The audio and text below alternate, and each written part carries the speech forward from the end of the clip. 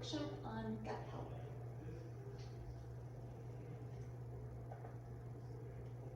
So a little bit about me. I've been working at Chiropractic for Kids and Families for going on 2 years now. Absolutely love it. I struggled with a debilitating and sometimes life-threatening gut illness, and because of that, it sent me on a very long journey to discover more about gut health and how to help it. Worked with many different professionals in many different avenues, learned from a lot of gurus, and has just brought me a lot of knowledge along the way that I would love to share, if it can help anyone else. One thing I will say is I'll be sharing a lot of information. I probably could have broken this up into many different segments, but I wanted to at least give an overview for you, and hopefully help those that really know nothing about gut health, but then also give some insights to those that are already well versed in the topic. So I invite you to pick one thing out of tonight that you'll either start doing or to recommit doing, so you're not overwhelmed with all the different tips or knowledge that I am going to share with you. So what is gut health and why is it important? It's become a hot topic lately, so let me just explain a little bit about it. So your gut health basically refers to the bacteria and how they're functioning in your gut. Basically, your gut refers actually to all the organs in your digestive tract. So from your mouth all the way to your booty, everything in there, that's what it's referring to. So stomach, spleen, esophagus, stomach, intestines, that allow us to eat and digest food. And then it takes those nutrients and spreads it throughout our bodies. But it can only do that if our gut is healthy. So we are actually made up of trillions of bacteria. Bacteria, fungi, and microbes. This is known as our microbiome. We're actually more bacteria than we are human. And a little later I'll talk about how we build that gut and that good bacteria and things we can do to help that, as well as to combat against the bad gut flora. So a little bit about a healthy gut. Contains healthy bacteria and immune cells. 70% of our immune system resides in our gut. So especially now with the coronavirus and really just everything in life, having your gut in optimal functioning is really just going to benefit you. And it's also known, the gut is also known as the second brain, and that's because there's nerves and hormones that reside in your gut that really are the balance between, just overall health and well-being. Along with a strong immune system, it's been linked to heart health, brain health, improved mood, healthy sleep, effective digestion, and may even prevent some diseases. So it's pretty important. So how do you know if you have good bacteria or bad bacteria? Can be a little complex. It's not quite that simple, but here are some signs that maybe your gut bacteria is out of whack. Digestive issues, mental issues, deficiencies. You may have already heard this, but antibiotics are really good at killing bacteria that get us sick, but they also are really good at killing the good bacteria that helps our bodies to function optimally. So, chronic unmanaged stress, skin problems, autoimmune diseases. So these are all things that could contribute to an unhealthy gut. And more studies are being done all the time to show how much the gut is our second brain, what it contributes to. It's pretty cool, the studies that are being done. If you ever want to ask me about them or talk about them, I'd be more than happy to.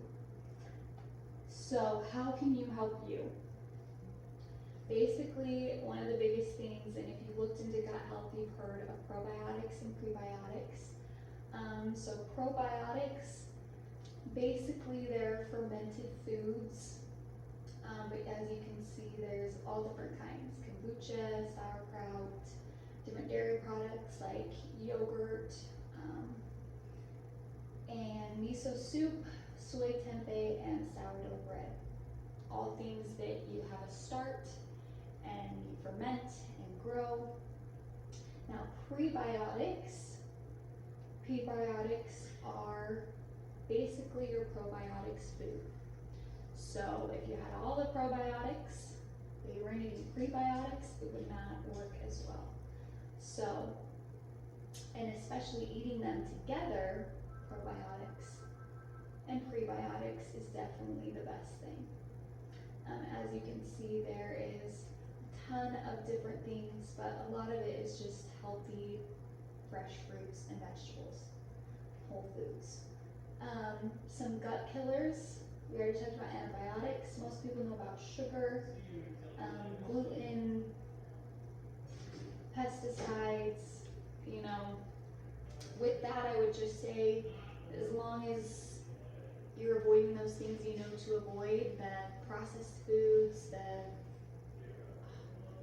homogenized oils, those sorts of things. I mean, it's really pretty, a lot of gut health is really just health in general because it is with your overall well-being. So avoiding the things you know to avoid and eating the things you know are good for you. And that leads me into what I call the trifecta.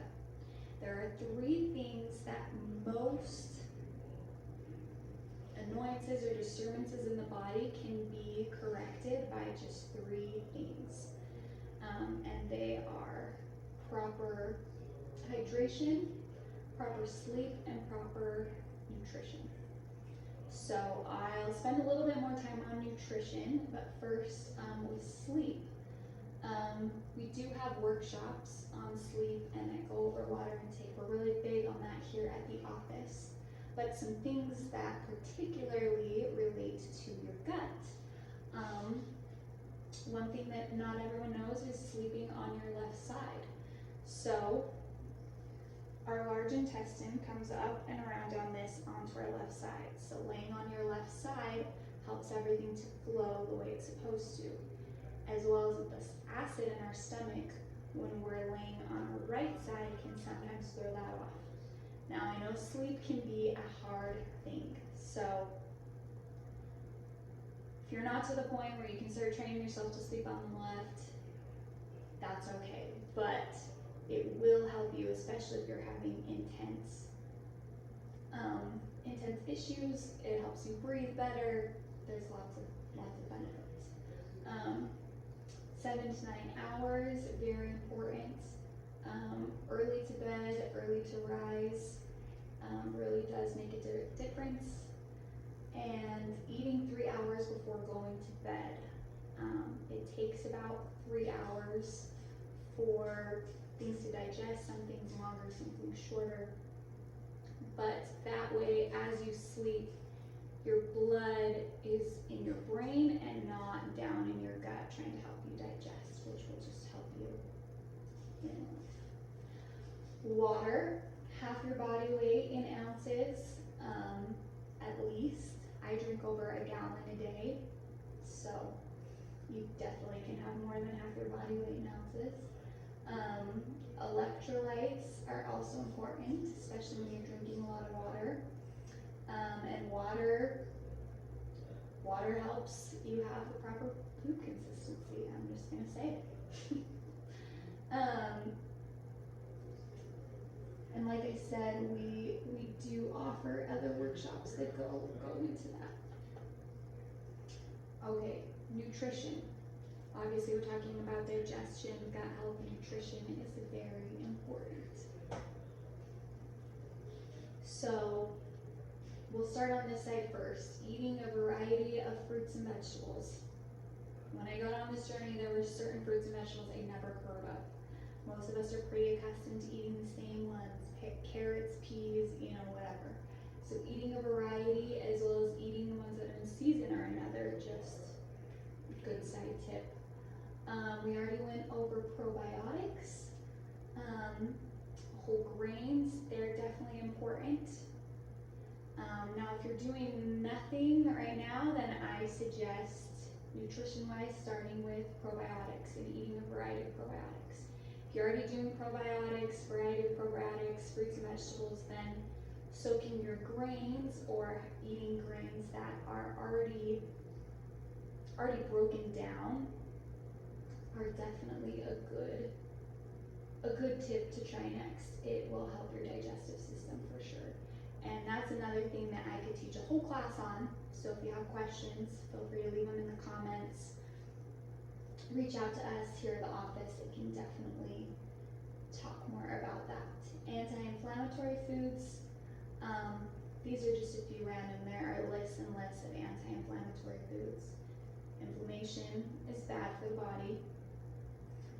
And healing foods. A lot of people know about bone broth, turmeric, ashwagandha, leeks, garlic. These are all foods that help in the healing process, and especially if you have leaky gut or other things. Now, one thing I do want to go over, it isn't necessarily nutrition, but does have to do with your food. So, we are so disconnected to our food these days. Potentially, a lot of our ancestors were growing their own food, working the ground, harvesting, then cooking their food, then reusing that food, in composting and other things. So being more connected with your food actually does help your digestive system. So again, another thing I could teach a whole class on, but I'll go over the basics. If you can, grow your food. If you can't grow your food, then at least try and cook your food most of the time. If you're not to that point, cooking your food isn't really going to work out for you, then at least connect to your food before you eat it. And that can be as simple as offering a prayer of gratitude, or just feeling gratitude in your heart for the food, using your senses to say, oh, on my plate I have something red and blue. It smells like garlic, whatever it may be. Connecting with your food. And then chewing. This one was always a hard one for me, but experts recommend that you actually chew 30 times before you swallow. I had someone tell me that they would break their jaw if they did that. You're not going to break your jaw, but it is really important, because how much better is it for your body to digest something that's it's already broken down well for them? I mean, the digestive system was made the way it was made, because first you chew it, make it smaller, and then each has their different steps. So chewing your food is important, and then listening to your body. So many of us put so many different things. We have a headache or heartburn or whatever it is, and we think, oh, that's just normal. Really, it's your body giving you signs that there's something else maybe to try here, or something's maybe not working quite right. So listen to your body, trust your body, kind of try and give it the things that it needs. The last thing that I will go over is just managing stress and checking in with emotions. So you even saw on the killers of good gut health is stress. Stress is very hard on us for so many different reasons. But stress, one thing to point out is that your body can't tell the difference of what stress it's under. Whether you're being chased by a bear, or you're taking a test, or you have some social anxiety or whatever it may be, your body then goes into a response because say if you were being chased by a bear, it's gonna say, oh, we're gonna pump blood to the limbs and to the legs so that we can run away. We're not going to focus on digestion right now because if we don't survive this stress, who cares if we digest our food? So, managing your stress, checking in, there's so many different things that can help with stress. Yoga, breathing. You can start as simply as focusing on your breath for 2 minutes. 2 minutes. Hopefully you're not booking yourself so tight that at some point in the day you don't have 2 minutes to just stop and breathe. Again, lots of things I could go over with that, but just trying to give you a basic thing, and taking deep breaths. So many of us are worried that our gut will stick out when we take a deep breath. I get it, I'm totally there. But by breathing up higher, you're actually feeling more anxiety. You gotta breathe lower. Consider wearing clothes that allow you to breathe lower and don't constrict your gut too much. And yeah, like I said, the gut is a second brain, and there's so many emotions tied to our gut. We feel butterflies, we feel sick to our stomach. You know, our gut definitely processes a lot of emotions, and it's there to help us.